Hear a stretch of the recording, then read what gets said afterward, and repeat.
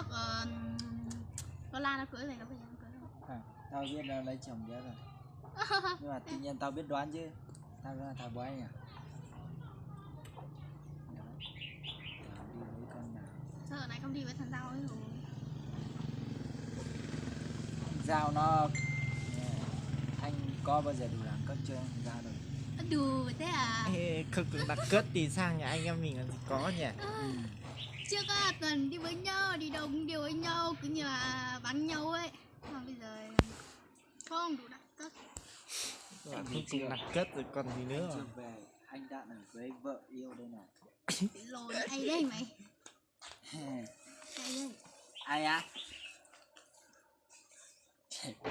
Anh chơi như thế. Để anh chơi thế. Thì nhìn chúng mày quá xứng đôi nên là mình cũng không thể nỡ cái cơ hội mà quay trực tiếp cho mọi người, cho Thanh Hà cho nó biết là chúng mày không ra nghe anh chỉ cô chú bác không dám công khai. Bây giờ mình công khai cho anh em mình biết nha.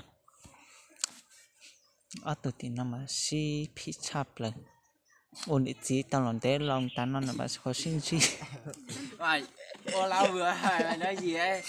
xin lú tao cậu lú xong ở tao chi lú xong này nó là có cho xin chi xí là idol, toàn là idol hết. Cái tụi niệm dậy thì mà nó có chập lần chỉ là cái tụi xin dậy chỉ là cái tụi xin dậy thế mà chính sĩ phi chập lần đúng là chúng họ phu thề.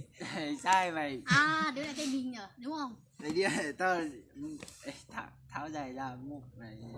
Thôi anh ơi, thôi. Đấy nhỉ. Thôi Bây giờ anh chơi đấy.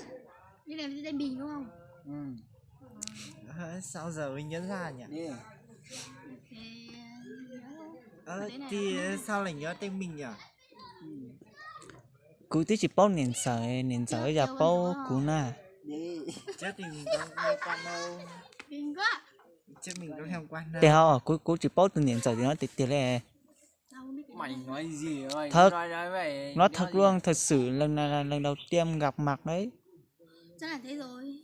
Tao không biết cái đứa này mà. Lần đầu gặp mặt đấy. Kiểu như mình cái thằng Giao này, thằng dây với lại cái đứa nua chứ có bao giờ cái thằng đấy đâu. đi qua đây cũng đi qua đây nhiều nhưng mà cái đứa nó chưa bao giờ vào đây. mà nó trên cái bảng đấy. Mới về. Em mới về. Vì bánh canh. Mà sẽ hút cha nhớ rõ kể xưa nhiều mà. Sao lại không ai chơi cùng? Không ai chơi cùng. Như em làm gì có ai mà đủ đẳng cấp. Nó lấy xuống đi sợ tụi một thôi thằng lồng câu nữa. Thay nó lồng câu nhá để bục cái tao xí. Tin này một thằng lồng câu mà để mà xí hút chắp lại lên. Nè xí bắp thịt lá hồ tí xì. Thì ở chả nhớ rong trộn luôn rồi nè. Cái xí dùa là to, cái xí dùa cho lúc gì tận đây nó nè, cái xí bao là to, chỉ lúc sống, tàn nó mà to xin chi, cái chỉ nhau sọt tông chỉ như xí thả rống lì lợ, đỡ đồ nó có nhớ bị tao xía nè, nó có nhớ bị tao xía thì cái tôi ăn trong tụi mình chí nè. Cái tụi mình chỉ từ lòng câu nó thì giờ nó từ lòng câu mà trong câu chắp lần mà chơi bật màu cho nó chất chơi luôn. Ê tụi nhìn sao có bỏ tao thì bé từ chính giờ nếp bỏ ship thì thế Thời gian nhá.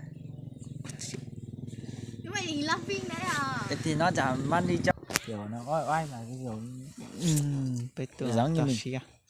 Cái đứa chồng nó Thằng chi Kinh long để tụi lòng câu bị tao xia nè. Thế à? Cái đứa đấy nó đi chơi với lại cái đứa chồng nó Tụi biết là con La. xi Nhưng mà chúng nó chưa cưới nó biết là con La nó yêu cái anh Vinh xong rồi chúng nó đánh anh Vinh xong rồi đánh vào viện luôn. Xong rồi anh Vinh phải nằm mấy ngày và đến đấy là